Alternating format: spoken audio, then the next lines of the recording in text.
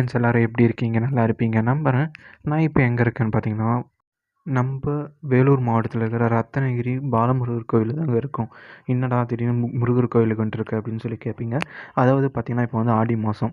அதாவது ஆடி கிருத்திகை அன்னைக்கு நான் வந்து ரத்னகிரி பாலமுருகர் கோவில் போகலாம் தாங்க நினச்சேன். இந்த கோவில் வந்து பார்த்தீங்கன்னா, கரெக்டாக வேலூர்லேருந்து நம்ம வேலூர்லேருந்து 14 கிலோமீட்டர்.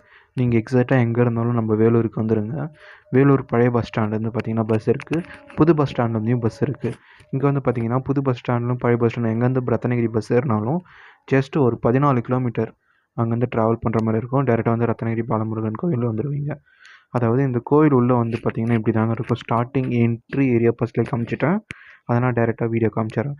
நான் போன டைம் பார்த்தீங்கன்னா ஆடி கிருத்திகை, அதாவது இன்றைக்கி தாங்க போனேன். ஓகேங்களா. இந்த தெரு ஃபுல்லாக வந்து பார்த்திங்கன்னா கடைங்க. திருவிழா டைமில் வந்து பார்த்திங்கன்னா உங்களுக்கே தெரியுங்க. திருவிழா டைமில் வந்து பார்த்திங்கன்னா அதிகமாக கடை இருக்கும். நிறைய விளையாட்டு பொருள், கண்ணாடி, வளையல், கம்பல், இன்னும் நிறைய பொருள் இருக்கும். கோவிலுக்கு தேவையான பூஜை பொருளும் இருக்கும். அதே மாதிரி இங்கே வந்து பார்த்திங்கன்னா நிறைய கடைங்க இருக்குது. பொரிக்கடை, அந்த மாதிரி வந்து நிறைய கடைங்க இருக்குது. இந்த கோவிலோட சிறப்பு என்னன்னு சொல்லி கேட்டிங்கன்னா, இந்த கோவிலை வந்து பார்த்திங்கன்னா 14ஆம் நூற்றாண்டில் கட்டியிருக்காங்க. இந்த கோவில் வந்து பெரிய கோவிலாக மாறினதுக்கு காரணம் என்னென்னு கேட்டிங்கன்னா, இங்கே ஒரு பெண்மணிக்கு வந்து குழந்தை இல்லைங்க. இந்த பெண்மணி வந்து பார்த்திங்கன்னா இந்த பாலமுருகர், அதாவது ரத்னகிரி பாலமுருகர் கோவிலில் வந்து தினமும் வந்து அவர் வந்து வழிபட்டுட்டு பூஜை பண்ணிட்டு போகிறாங்க. இதே மாதிரி ஒரு ரொம்ப நாளாக செஞ்சுட்டு இருக்காங்க. திடீர்னு பார்த்தா ஒரு ஆடு மேய்க்கும் சிறுவன், அதாவது அந்த இடத்துல இருக்கிற ஒரு ஆடு மேய்க்கும் சிறுவன் வந்து, நானும் பார்த்துட்ருக்கேன், நீங்கள் எப்போ பார்த்தாலும் இந்த கோவிலுக்கு வந்து பூஜை பண்ணிட்டு போகிறீங்களே, என்ன பிரச்சனை உங்களுக்கு அப்படின்னு சொல்லி கேட்டிருக்காங்க. அதாவது வந்து பார்த்திங்கன்னா அவங்க சொல்லியிருக்காங்க, எனக்கு வந்து குழந்தை வரம் இல்லை, அதாவது எனக்கு குழந்தையே இல்லை அப்படின்னு சொல்லிட்டு சொல்லியிருக்காங்க. அதனால தான் நான் பாலமுருகனை கும்பிட்டு போகிறேன் டெய்லியும் அப்படின்னு சொல்லிட்டு சொல்லியிருக்காங்க. அந்த சிறுவன் வந்து பார்த்தீங்கன்னா அப்போ சொல்லியிருக்காரு அந்த பெண்கிட்ட, அதாவது நீங்கள் வந்து முழு பக்தியோடு வந்து பாலமுருகரை சுற்றி வாங்க, சுற்றி வந்துட்டு இங்கே கும்பிட்டு போங்க, உங்களுக்கு நல்லது நடக்கும் அப்படின்னு சொல்லிட்டு சொல்லியிருக்காரு. அதே மாதிரி அந்த பெண்மணியும் சுற்றி வந்து கும்பிட்டு அப்புறம் வந்து அந்த சிறுவனை பார்க்கலான்னு சொல்லிட்டு வந்திருக்காங்க. அந்த சிறுவன் அந்த இடத்துல இல்லை. அப்புறமா தான் அவங்களுக்கு வந்து பார்த்தா அப்போ தான் புரியுது, நம்மளுக்கு வந்து அருள் புரிச்சது வந்து ஸ்ரீ பாலமுருகன் தான், அதாவது முருகப்பெருமான் தான் நம்மளுக்கு வந்து வழி சொல்லிட்டு போயிருக்காரு அப்படின்னு சொல்லிட்டு.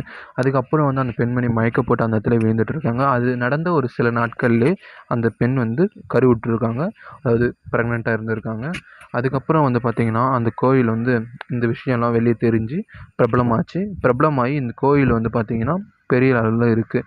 நம்ம வேலூர் மாவட்டத்திலேயே ஒரு பெரிய சுற்றுலா தலத்தில் இது வந்து 5வது இடத்த பிடிச்சிருக்குங்க. பார்த்திங்கன்னா வேலூர் மாவட்டத்தில் வேலூர் கோட்டை, அமர்தி, மகாதேவமலை, அந்த மாதிரி வந்து நிறைய பிளேசஸ் இருக்குது. அதில் வந்து பார்த்திங்கன்னா இது வந்து 5வது இடத்த பிடிச்சிருக்குங்க. இங்கே பார்த்திங்கன்னா உங்களுக்கே தெரியும், இங்கே வந்து பார்த்திங்கன்னா நிறைய கடைங்க இருக்குது. ஆடி மாதம் நிறைய பேர் மொட்டை போட்டு போகிறாங்க, அதிகமாக கூட்டம் இருக்குது. நான் போனது வந்து மதிய டைமில் இவ்வளோ ஜனம் இருக்குது. அப்போயே வந்து பார்த்திங்கன்னா அதிக அளவு கூட்டம் இருக்குங்க. ஒரு பழமொழி இருக்குது இல்லைங்களா, குன்று இருக்கும் இடமெல்லாம் குமரன் இருப்பான் அப்படின்னு சொல்லிட்டு. அதாவது எங்கெங்கே மலையெல்லாம் இருக்கோ அங்கெல்லாம் முருகப்பெருமான் வந்து இருப்பாருன்னு சொல்லிட்டு சொல்லுவாங்க. அதே மாதிரி தாங்க, எங்கெல்லாம் மலைங்க இருக்கோ அங்கெல்லாம் வந்து பார்த்திங்கன்னா முருகர் கோயில் இருக்கும். அதே மாதிரி தான் இங்கே ரத்னகிரி பாலமுருகர் கோயில் இருக்குது. இந்த கோவில் வந்து பார்த்திங்கன்னா ரொம்ப பெரிய கோவில்னு சொல்லி கேட்டிங்கன்னா, கோவில் வந்து இருக்கிற இடம் சின்ன இடமா தாங்க இருக்குது. பட் அதனால் அதை சுற்றி வந்து பார்த்திங்கன்னா பெரிய இடமா தாங்க இருக்குது. இங்கே வந்து பார்த்திங்கன்னா அது பார்த்திங்கன்னா தேர் தெரியுது, ஓகேங்களா. அது வந்து ஆடி கிருத்திகை, அப்புறம் வந்து முக்கியமான முருகருக்கு விசேஷமான நாட்களில் வந்து பார்த்திங்கன்னா அது தேர் இழுத்துப்பாங்க, ஓகேங்களா. இங்கே இருக்கிற ஒரு சாமியார் வந்து பார்த்திங்கன்னா, நான் ஒரு 12th இல்லை காலேஜ் ஃபஸ்ட் இயர் அப்போ வந்து பார்த்திங்கன்னா கேட்ரிங் சர்வீஸ் போவாங்க. அப்போ வந்து பார்த்திங்கன்னா இங்கே கேட்ரிங் சர்வீஸ் வர சொல்ல அந்த சாமியாரை நான் பார்த்துக்கிறேன். சாமியாருக்கு சாப்பாடும் போட்டிருக்கேன், ஓகேங்களா. இங்கே வந்து பார்த்திங்கன்னா இங்கே வந்து அந்த வேன் வந்து பார்த்திங்கன்னா நல்லா பார்த்துக்குங்க. அந்த இடத்துல வேனை வந்து அன்னதானத்துக்கான சாப்பாடும் தண்ணியும் எடுத்துகிட்டு வந்து இந்த வேனில் நிற்பாங்க. ஆனால் நம்ம மக்களுக்கு ஒரு பழகு இருக்குது தெரியுமா, என்னன்னு சொல்லுங்க பார்க்கலாம். ஒரு பொறுமைன்றது கொஞ்சம் கூட இல்லைங்க. நான் ஏன் சொல்லி இந்த விஷயத்த சொல்கிறேன்னா, நீங்களே கொஞ்சம் பாருங்களேன். அந்த வீடியோவை வந்து பார்த்திங்கன்னா உங்களுக்கே தெரியும்.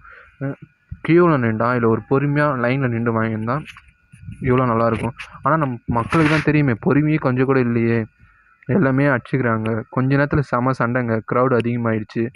நானும் என் ஃப்ரெண்டும் வந்து சரி சாப்பிட்லாம் அப்படின்னு சொல்லிட்டு வந்தோம். சரி இது நிற்கிறத பார்த்துட்டு வேலைக்கு ஆகாது, சரி நம்ம க்யூவில் நிற்கலாம் அப்படின்னு சொல்லிட்டு நம்ம க்யூவில் நின்றோம். அதுக்கப்புறம் வந்து பார்த்திங்கன்னா எல்லாருமே அதை பார்த்து ஒன் பை ஒன்னாக க்யூவில் நிற்க ஆரம்பிச்சாங்க. சரி ஓகே, நம்மளுக்கு அப்படியே வந்து சரி முருகப்பெருமானை சாப்பிட்டு போய் பார்க்கலாம் அப்படின்னு சொல்லிட்டு வந்துட்டோம்.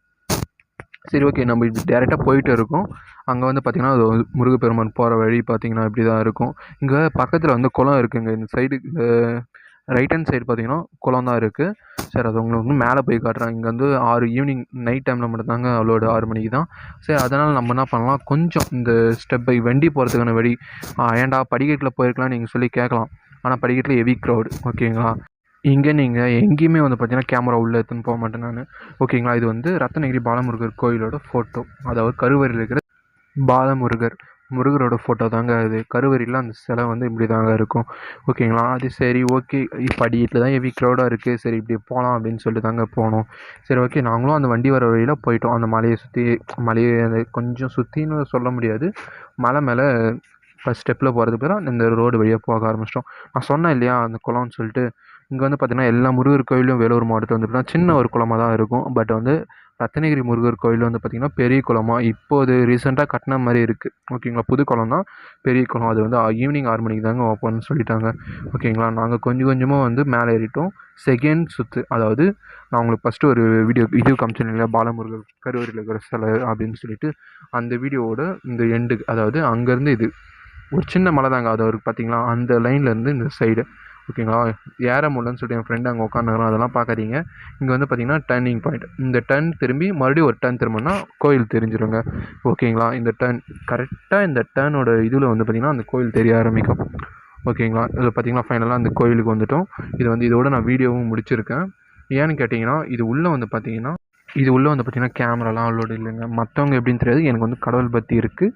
ஓகேங்களா, நான் கேமராலாம் உள்ளே அவ்வளோ எடுத்துன்னு போக மாட்டேன். அதை சுற்றி வேணா காமிக்கிறேன். ஓகேங்களா, இதோட வந்து வீடியோவும் முடிச்சுக்கிறேங்க. ஓகேவா, இது வந்து என்ட்ரன்ஸ், அது பாலமுருகன் கோயில் வந்து என்ட்ரன்ஸ் இதாக இருக்கும். சரி ஓகேங்களா, இந்த மாதிரி ட்ராவல் இன்ட்ரெஸ்டான வீடியோ வந்து நீங்கள் பார்க்கணுன்னு நினச்சிங்கன்னா நம்ம கோப்ரோ பைஸ் சேனலை சப்ஸ்கிரைப் பண்ணிவிடுங்க. இந்த கொஞ்ச நாளாக வீடியோ போடல, ஏன்னு சொல்லிங்கன்னா வேலை இல்லைங்க, வேலை தேடின்னு இருந்தேன், அதனால் வந்து வீடியோ போட முடியல. ஓகேங்களா, மேக்ஸிமம் என்னால் எந்த இடம்லாம் கவர் பண்ண முடியுமோ எல்லா இடத்தையும் கவர் பண்ணி வரேன். Okay, tata, bye bye.